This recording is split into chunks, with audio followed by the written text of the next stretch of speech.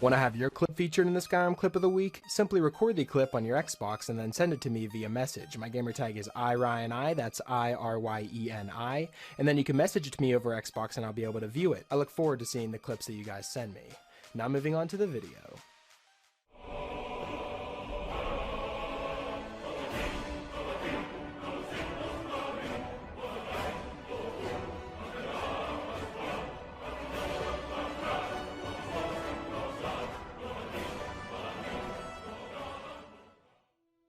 Hey, what's up guys, it's Ryan, and welcome back to another episode of Modded Monday. We're on week number 279 now, guys. I've picked out 5 new mods for you guys to check out, and perhaps add them to your load order if you find them interesting. But like always, before we jump into them, I want to remind you guys that I'm partnered with Gamersups, which in my opinion is the best energy drink on the market.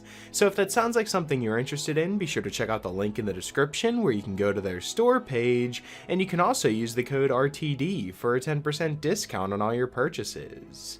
I also want to say, don't forget to subscribe so you don't miss any brand new mods each and every single week. Now that all that's out of the way, we can jump into this week's mods, and starting us off we have a simple road replacer called Northern Roads.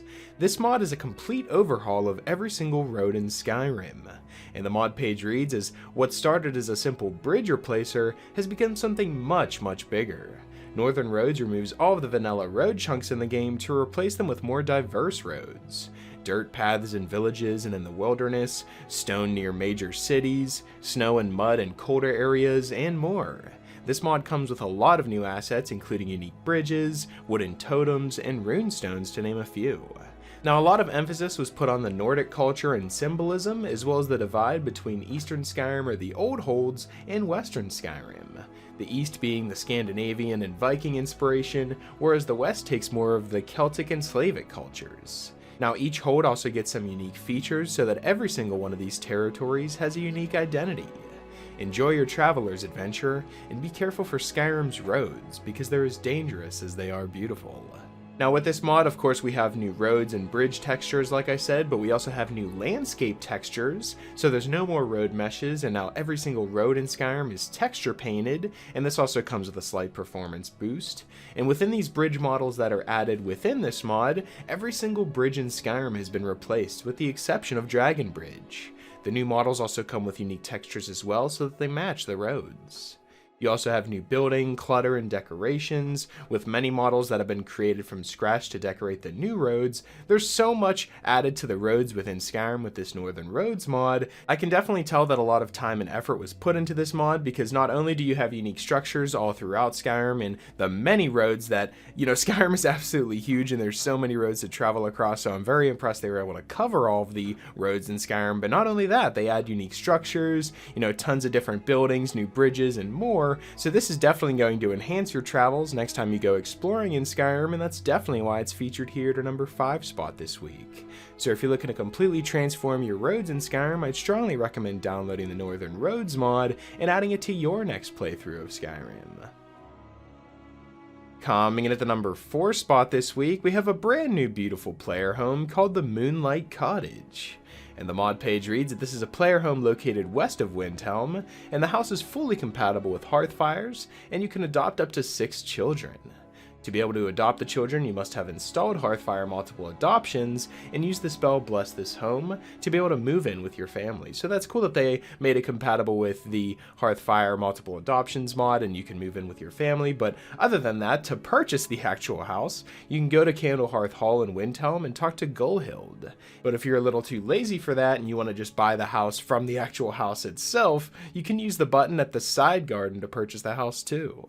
Now, the features of this house mod include the ability to hire a bard, you can invite followers if you change your kid's bedroom to a follower's room, you can invite your spouse, there's a trophy room for Elder Scrolls, Dragon Claws, and an armory, you have an alchemy and enchanting lab, a main room, a loft, a kitchen, and a master bedroom, and the mods that they recommend to put on top of this house mod, you have Thay's Bards for Skyrim, the snazzy furniture and clutter overhaul, the Noble Skyrim mod, and then other mods such as grass mods and enhanced light and effects, but just this cottage by itself is absolutely beautiful and I love the looks of it. And as you can see as I'm traveling around here, there's so much to take in. It is a pretty small player home, but it has everything that you're going to need in a player home, all within 79.96 megabytes. So if you like the looks of this player home, then I'd strongly recommend downloading the Moonlight Cottage and moving your family as well as your followers inside and starting a brand new life as the proud owner of the Moonlight Cottage.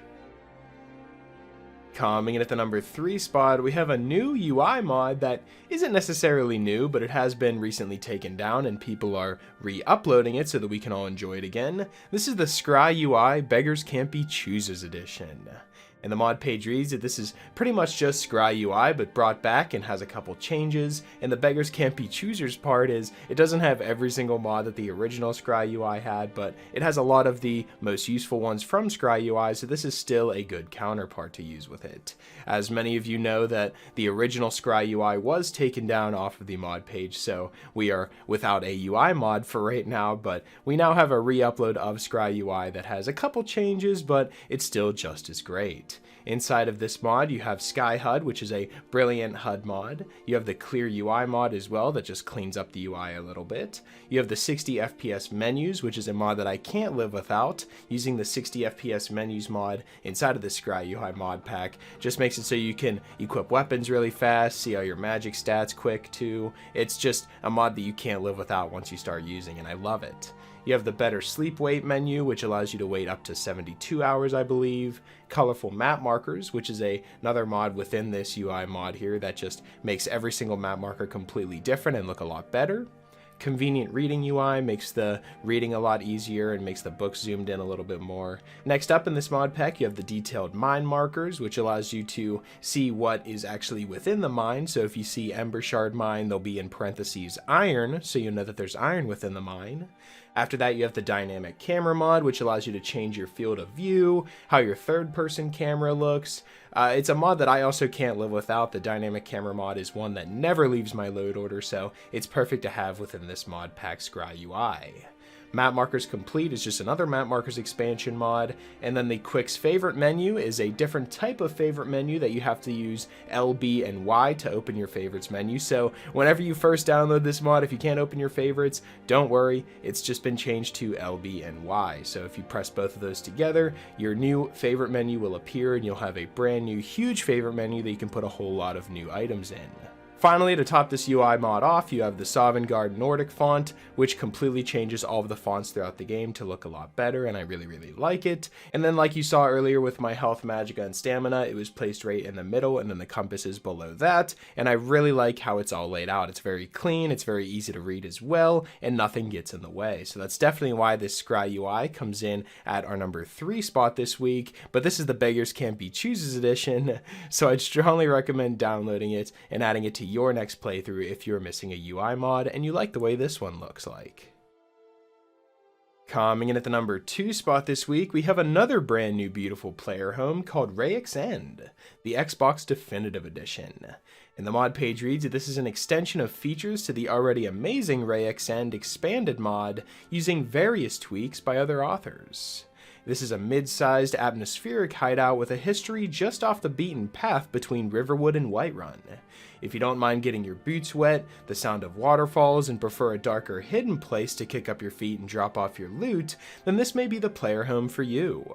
The features of this mod include a new 192 plus unique displays, a new backstory with a long-winded journal with character, hideout, and lore tie-ins. There's a full smithing area, an alchemy table, an enchanting table, a new staff enchanter, a cooking pot, the hearthfire oven, follower bedrolls, fish trap and pond, apiaries, underground gardens, 6 planters, coffins, mirrors, baths, weapon racks, mannequins, new weapon displays, labeled storage, new linked storage as well. There's double beds, custom bookcases, a map marker that you can travel to, a hidden location and entrance. So as you can see, they have so much jam-packed into this small player home, but I really like the looks of it and how everything is very easy to navigate through, and and you just have a big underground vault that has everything you're going to need in a player home, this is an absolutely amazing take on Rayeks, and I absolutely love what they've done to this mod. So if you also like the looks of it, then I'd strongly recommend downloading Rayeks and adding it to your next playthrough of Skyrim.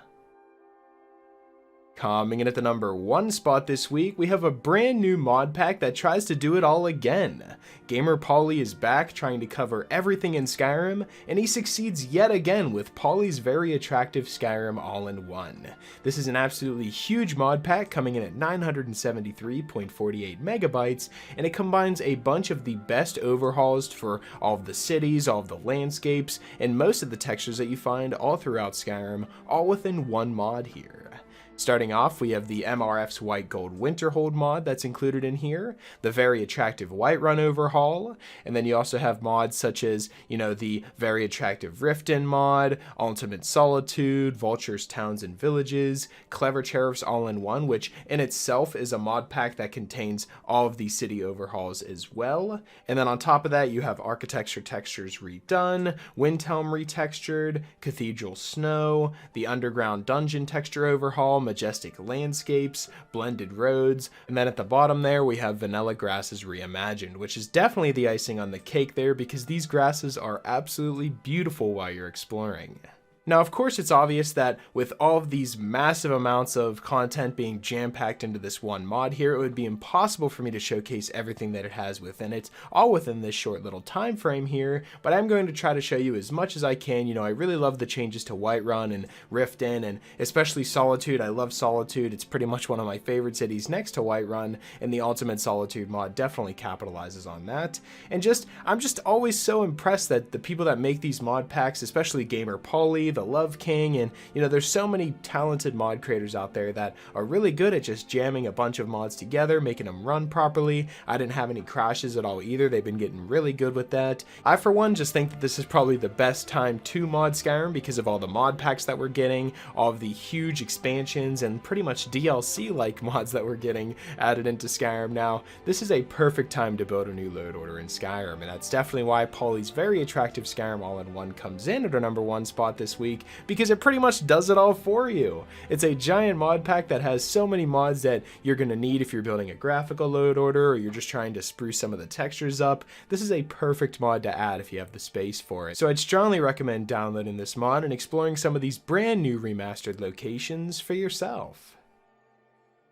So that's pretty much it for this week's episode of the top 5 Skyrim mods of the week. Hopefully you guys did enjoy, and if you did, I'd appreciate it if you left a like and subscribe if you're new. It really helps me out a lot. And if you have any suggestions for mods you'd like me to cover in future top 5 mod episodes, be sure to let me know in the comment section below, or you can join our Discord. I'll be sure to leave the Discord link in the description as well as the pinned comment so you can join us on there and leave mod suggestions there as well. Special shout out to my Patreon supporters. Thank you guys so much for everything that you guys have done for me. And yeah, that's pretty much it. Hopefully you guys did enjoy, and I'll talk to you guys later.